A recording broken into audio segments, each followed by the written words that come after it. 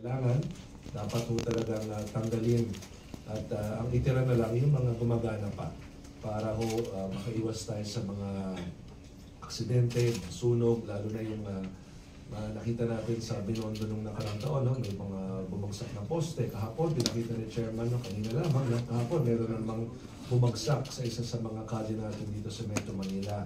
Huwag na natin hintayin yung panahon na meron pang mga tayo dahil dyan. No? So, mabuti ngayon pa lamang ay gumawa na tayo ng mga hakbang upang maiwasan ang anumang sakuna o trahedya. Salamat, Mayor Zamora. Ito po yung sinasabi ni Mayor Sam na noong isang araw may bumagsak na naman pong poste. Dahil po kung makikita nyo talagang din po sa bigat ng wire. Imagine niyo po itong buong poste na to, kung tao po ang nabagsakan yan ay magkakaroon po ng serious injuries and maari pa pong umabot sa pagkamatay.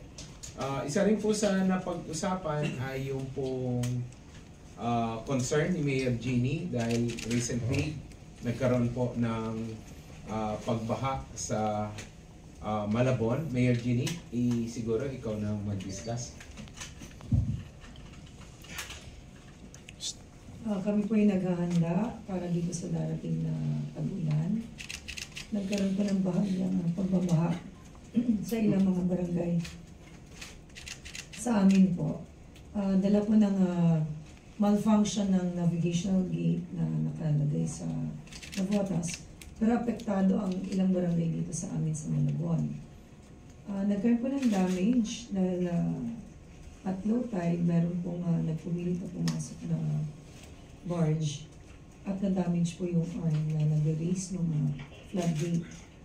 2 years ago, nangyari na po ito at na-repair po ng MMDA. At ngayon po ay kasalukuyan nila repair po rin ng MMDA.